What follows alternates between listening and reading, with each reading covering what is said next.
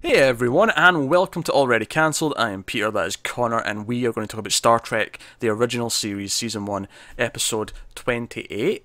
I didn't check the number before I said that. Yeah, pretty sure 28. it's 20. It's called The City on the Edge of Forever. Full spoilers for the episode, as always. So, first of all, we're one away from the finale. We're almost done with Season 1.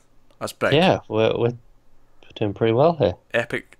Feels like a milestone in the journey. I We, know we it's finished the first of many seasons. first of a lot of seasons of Star Trek shows, but here we are, almost done. So this is basically they encounter a weird kind of godlike power, godlike entity. Yeah, Yeah, I mean, not the exact same as the previous ones, but still, that's all powerful voice is talking to them. But yeah, but it feels different this time. it feels different because it only has one thing it can do. There's one very specific sort of thing, and everything that's happening with it is very much related to the same. It's all time related. It's all time travel and ripples through Yeah, time and and all also that. it mentions being built, like It designed, does, yeah, that's a good point. So it's kind of artificial intelligence almost, rather than rather than a god. Yeah, yeah, yeah, that's fair. Um, so whilst traveling through these ripples through time at the start of the episode, I did think it threw this on us really quick because Spock just turns around and says, "We're literally traveling through ripples through time." I'm like, you're going to have to explain that a little bit. You can't yeah. just throw that out. Rewind a second. Yeah. Now, obviously, the rest of the episode does kind of go into like it's coming from this planet, this being, this system, this robot, whatever you want to call it, and basically, McCoy comes up to give some aid to Sulu, and then there's a bit like a turbulence, we'll call it, just for simplistic terms, and he ends up injecting himself with a lot of drugs. Yeah, some pretty rough ones. I think they say, oh, like 2 quarts of this will like heal a sick man. Like 50 of them just went into McCoy, and he starts raving like a madman. He's like, oh, they're gonna kill us as assassins. He starts talking about assassins left and right, and that's kind of the thing. But he ends up beaming down to the planet. Like he gets away and beams down to this planet. So they go down looking after him, and they've run into this gate that it's basically a time portal, and time Yeah, kind of plays through it. You can sort of see the various wars in history. You can see World War One. You can see like older wars, of course. You can see ancient Egypt. You can see all these different things. And McCoy ends up, paranoid, running around. He ends up running through it, and Kirk and Spock basically then have to say, right, let's try and time this jump so we can get to around the same time and bring him back and stop him from affecting history because the Enterprise gets wiped out from time. Like they try to call up to the ship and it's gone because whatever McCoy's done in the past, their ship is never built, and it turns out to be more yeah, than that. Obviously, as a whole, space travel seems to just not be a thing because of him. pretty much. And obviously it seems these guys here are safe because they're at the center of it. Yeah, they're in the time bubble thing that this Yeah, thing has. Yeah. So Kirk and Spock go back. It turns out to be 1930 is when they're going back to. So sort of not quite the Great Depression, but yeah. in that time period, give or take. And basically, they have to disguise. They have to get regular clothes. They end up living at this sort of boarding house to get these simple little jobs. They're there for what seems like a few weeks, by the sounds of it. And they have these jobs and stuff like that. And it's them in the 1920s waiting for McCoy to pop up. They figure out that they've arrived there a little bit earlier, and they're waiting for McCoy.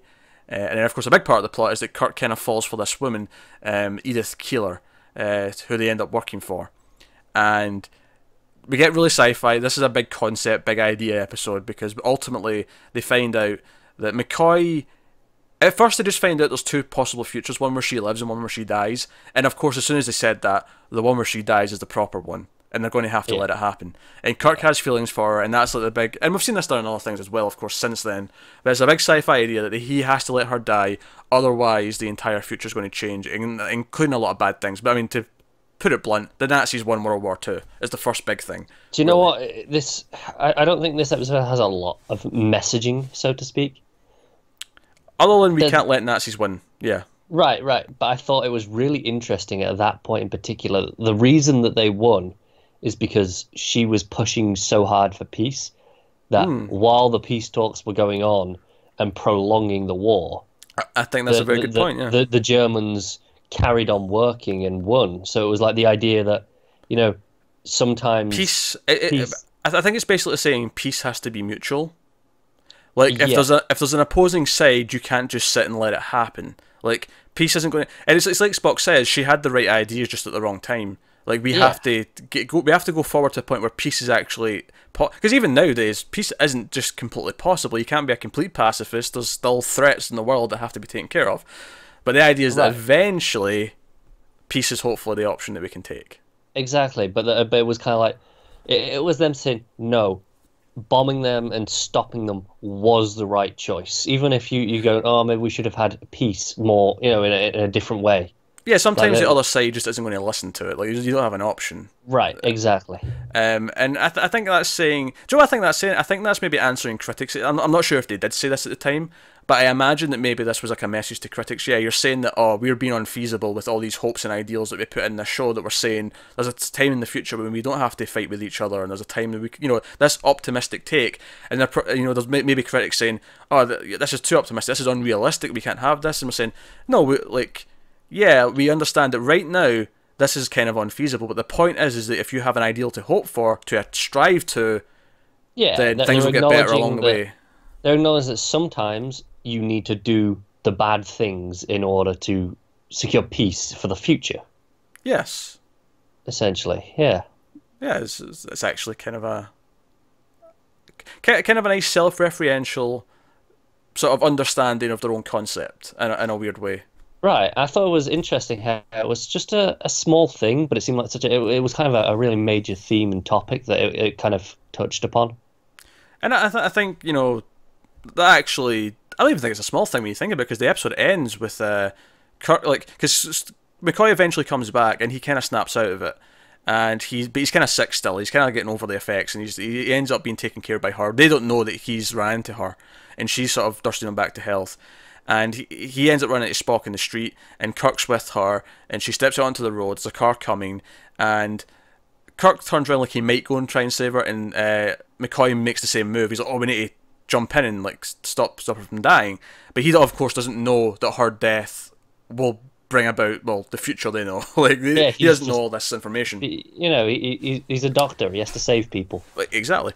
But we also see that Kirk from earlier in the episode, that he saved her from falling down the stairs, that this might be a struggle for him to make this choice. Yeah. But again, it's the same kind of thing. He had to do the wrong thing and let her die to ensure that peace could happen in the future.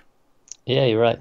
So it's kind of linking back to the same thing with the same ideas. Now, obviously, this is a very specific science fiction version of it, because we can never know that letting someone live or die is going to affect something. Yeah, of course not. Because this is seemingly unconnected to everyone else at the time period, obviously. Yeah, of course we can't know, and that's kind of the point. It's everyone makes their best judgment in the moment. Edith believed that what she was doing was the best judgment, but ultimately she was wrong in that moment. Not wrong overall, she was wrong at that point in time. She's just ahead of her time. She was maybe born 100 years too soon. Right. Maybe 200 years, whatever, take your pick, but she's just there too soon. She's and it's commendable, and it is kind of this nice, deep, bittersweet kind of story, because you really respect her, you want her to win and be right, and you think, she is right. I like this character because she has these right ideas, but she also has to die. But she has to die, and you don't love her like Kirk does, but you respect her as a character, and because of that, it does make the ending this bittersweet thing, and it makes this painful choice. And it's Spock turning to McCoy and saying, no, he does know what he just did. Oh man, when the music swells in there and you just got Kirk just reacting, I think it's fantastic. Especially McCoy berating him for it. I could have saved her. Do you realise what you just did? He's berating him for it, and I'm sure later on, off camera, he's explained to what was going on. But at the time, it feels very and I love that he can't say anything. He just goes over and hangs his head. Hmm. He knows he made the right choice, but he doesn't like it. Yeah. So obviously, I think we've not said so far, but it's a very good episode. Yeah, it's fine. to put it. Actually, just a slight tangent to last week's episode. After we finished talking about it, we happened to notice the IMDb score. It seems that we're in the minority of liking last week's the alternative factor. Everyone else seems to think that's a weak episode, but we were in agreement that we loved it. So whatever. Yeah. Screw them. Yeah, screw them all. But yeah, back to this. I think on top of those good sci-fi ideas and this idea of, and it's a very simple idea. Even last season on The Flash, that's kind of what the story was. He had to accept that his mother has to die, or the future's going to be screwed up and all weird and wacky and not be right. So it's a very consistent sci-fi idea. I don't know if this is the first time it came. I imagine there's probably a book before this that did it. Probably. If not even a movie. Like, it wouldn't surprise me if there's some 50 sci-fi movie somewhere. I'd assume at the very least this was the first time it was on TV. Probably, yeah, because, well, I mean, how many sci-fi TV shows were there before Star Trek? Not a lot. Exactly my point. Not a lot. So, no, I think, so other than those big sci-fi ideas, there's a very good poignant story, again, about making the tough choices, doing the seemingly bad thing because ultimately it'll lead to the better outcome. Outside of that, there's also just the simple fun elements of Spock and Kirk in 1930, and Spock having to hide his ears, and them stealing clothes. And my favourite part of the whole thing is Spock basically building this makeshift, crappy-looking time device to try and get a handle on the future. Yeah, that was good. There was the one awkward moment of its time where when the police officer comes and catches them, and Kirk's like, he can be explained away very easy. He's Chinese. Yeah, I have to imagine like George Takei reading that script and being like, what? Wait a minute. Yeah, but weird. And they'd seem to, obviously the amount of yellow tinge that Spock has changes from episode to episode, but it did seem quite heavy at that point. Yeah, that's something they kind of like done away with in the movies. I feel like you don't really see him having like any sort of, he has the ears obviously, but they don't bother with the different color as much. Yeah. It's even in some episodes it looks like it's not there at all, but then others it's quite visible. Yeah, if you go back to the early episodes, I feel like you see a big tint to him. Yeah. That was a little bit awkward. Even if the bit after it about the ears getting in a, was it? It was amusing. A race machine, was it? I can't remember. It was something stupid. It was something stupid, yeah. So yeah, I don't think it was ill. I don't think it was ill intent with the joke. Because it doesn't land well today. It doesn't. It feels like for as forward as Star Trek thinking was in the '60s, there's obviously a few things that creep in. I think the last one we mentioned was the Mud's Women episode. Some of that felt a little bit dated. But I've got to give it credit when there's been only a handful of times we've mentioned anything like that. Yeah, 28 episodes. Yeah, that's actually 20 quite episodes impressive. From the '60s, we've mentioned it maybe 3 or 4 times. Yeah, well, something's that's pretty solid. It is. It's not bad, and obviously, like I'd never expect that. And if we watch Star Trek Discovery and there's a weird racist joke like that, well, that's inexcusable at that point. And I'm not saying it was excusable then, but it was something that you've just got to look back and go, things were like that. We can't change that. Like it's a product of its time. We don't have to like it, but we don't. Yeah, it just is what it is. But there's no point in getting hung up on it too much. Yeah. So you had the fun stuff with them building and stuff, and all these weird excuses, and I kind of liked Edith as a character, how she was kind of, she noticed things. She was like, you guys speak a little bit differently. You don't feel like you belong here. You, like, sometimes you say things in the past tense that you shouldn't be saying in the past tense, and she's very observant, isn't she? Yeah, just simple little things like that. I mean, she's definitely got that dreamy vibe to her. As soon as she walks out and like Kirk's staring at her and the music's going all romantic, it's like, okay, right, we see what you're doing with her. But they do give her enough where she does, again, you feel sympathetic to her. You're a little bit, it's probably the first time I buy Kirk's relationship beyond just the looks. Yeah, because she's impressive to him. Even more so because it's 1930 and she's ahead of her time. Like, when they're sitting there and they're hearing her speak to everyone, and she's like, oh, one day man will be on the moon, and one day man will do this, and we won't fight wars, and like, he's impressed. Spock's just been like, speculation happens to be right.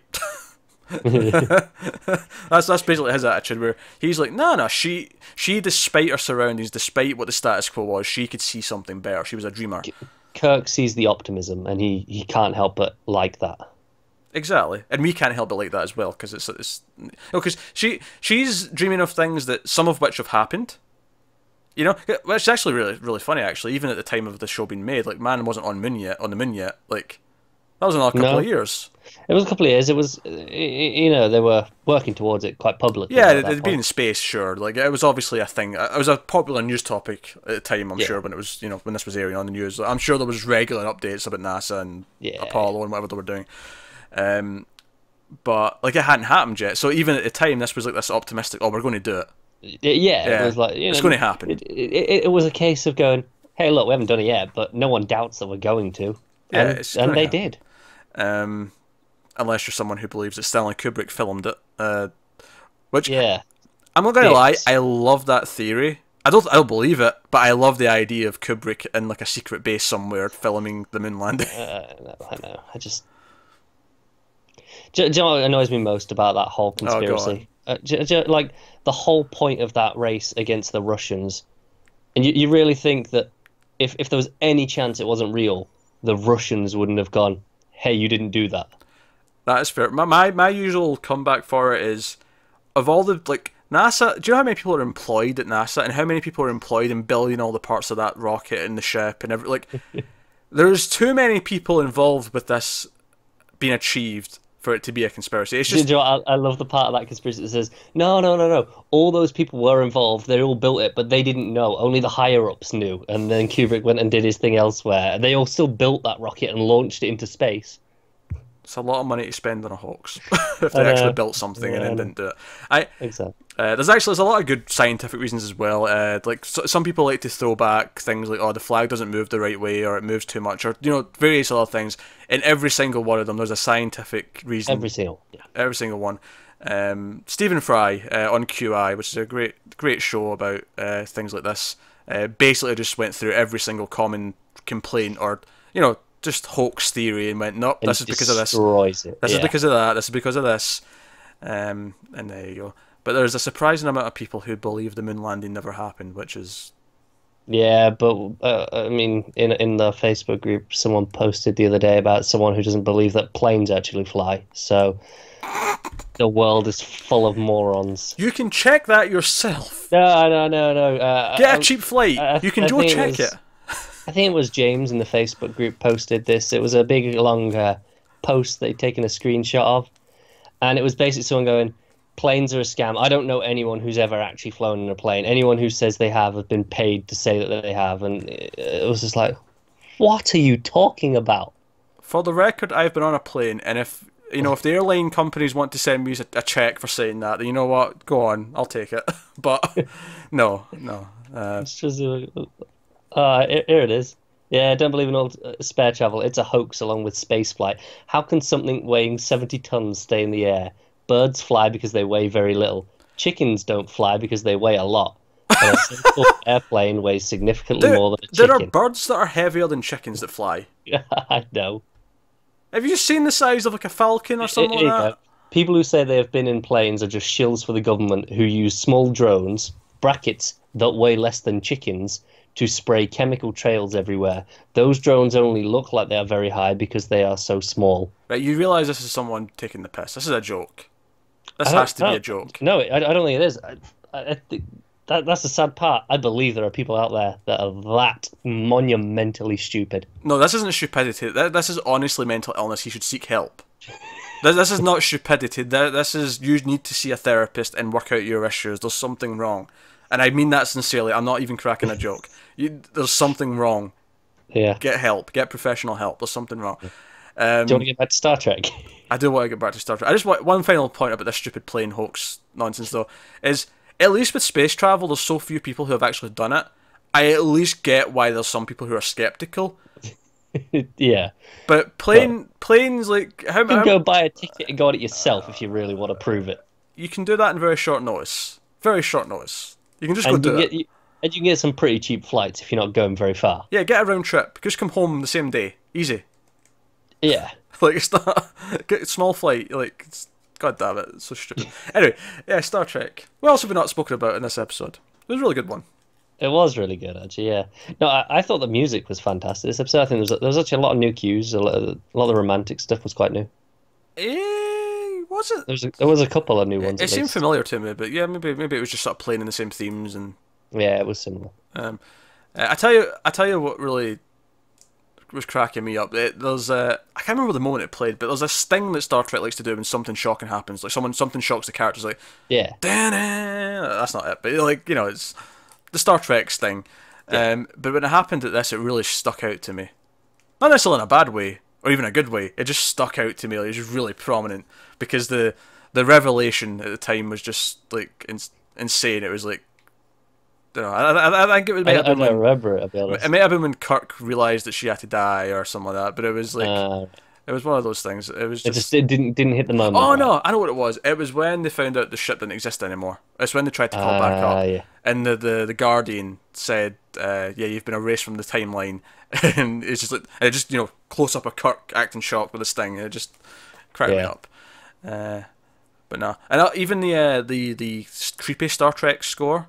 I've basically got a word to describe all the different pieces of music you hear. The creepy one that was in this episode, it was playing with McCoy like wandering the streets as a sort of madman. But no, I like the music use. Music use was good. If I have any critiques about this, it's maybe how exactly did they get back? I know the Guardian said he said something like, "Oh, if you fix it, it'll be like you never came here," which to me would imply that they would have faded away. And then they'd just be back in the ship. Yeah. And they wouldn't remember it happening. But no, they actually come back through the gate. They do. You see them jump back through. You see them jump back through, and then they beam back up to the ship. Yeah. And they remember all of it. So I would guess my one other problem would be, so, they come out at this spot, and they're like, right, we have no idea where McCoy is going to come out. Mm-hmm. Would the first place they not think to at least check be that spot? Go, what if it only sends to there?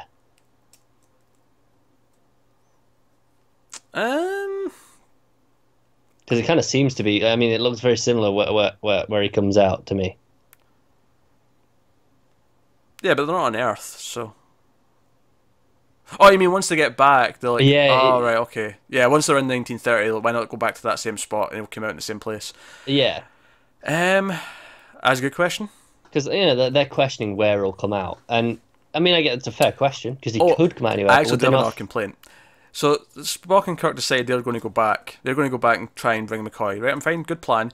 And then they get there, and then after like 30 seconds, like Spock starts trying to like hide his ears because he realizes, oh shit, people are going to ask questions about this. These are going to be very hard to explain who I am, Kirk. And I'm like, didn't you have thought of that before you jumped in the time travel gate? To be fair, I think they were caught up in the moment of, oh shit, McCoy's just gone through there and changed all the history. We need to fix this. That is fair, but Spock is typically a very logical man, and I feel like no, Spock in character would maybe have thought of that before he went through the gate and be like, oh shit, I'm in 1930, I need to cover my ears. Well, that is fair. I do really like how at the end Kirk seems legitimately like a changed man from the experience. So I'm glad that they do remember it. Oh yeah, no, I agree. I like that they remember it. It's just based on what the Guardian said earlier on, it just didn't fit. It didn't, but I'm kind of just sliding it away because I like this. It's less important to me as to how in this case, just because the effect is so much better. That's fair. But there you go. That's episode 28 of Star Trek. Very, very good one. Very strong. Lots of big ideas. Love the time travel stuff. Love the relationship with Edith. And yeah, it's good stuff. So, I got the graphic novel adaptation of this a while ago. It's meant to be based on the original script, where a bunch of stuff was cut for budget reasons. I can see that because even what you see in this, I feel like this was expensive getting this 1930s like three streets kind of all connected, expensive backlot. I imagine to dress all this up. So I held off on reading it because I know I think I bought it pretty early on when we started this. You thought we're going to get to wait and I'll read it after. Yeah, so you have context now. Yeah, I get you. So very good. I expect. I did feel like I was surprised at how quickly it wrapped up as well at the end. Like I felt like not in a big way, but I remember looking at the time going, oh, there's only 4 minutes left, and this was before Edith dies, and there was 4 minutes left. I was like, oh shit, this is going to wrap up quite quick, and I actually didn't feel that rushed, to be honest, given like what I thought it might feel like. When I realised how little was left. Yeah, it feels less rushed than it should. But I wonder if you're saying stuff was cut out. I wonder if maybe the ending has some more stuff on it as well. Maybe I'll try and read it this week and give a little report in, see if it was anything majorly different. That might be worth an idea. here's a question, and I want to ponder this to the folks watching this, actually, because we're wrapping up. Now, we're definitely, once we finish the original series, going to do a top 10 episodes. But I'm curious if people would want to see a top 5 or top 10 episodes of just season 1, and do one at the end of each season as well. It'd probably be just a top 5 for each season. Yeah, I might. Yeah, because then that's like because that's a third of the season otherwise. Yeah, no, I get you. So if people would want us to do like a sort of combined top 5 and sit and debate it with ourselves and come out with a list, let us know. Or if you'd rather just wait till the end of the show and do a top 10 of the entire all 3 seasons, then by all means. But give us your thoughts and opinions in the comments, so you can get us on Twitter at mailed_fuzz if you want to comment there. Or if you're watching this early on Patreon, because Patrons get this a week early for just the $1 tier. The Star Trek reviews go up a week early on there. You can comment on Patreon as well, so you can let us know in any of those places. We'll see it. So by all means, so like and subscribe, all that stuff helps us out a lot. Like I say, head over to patreon.com/MailFuzzTV, check out some of the bonuses over there. But otherwise, guys, keep watching TV, and we'll see you next time.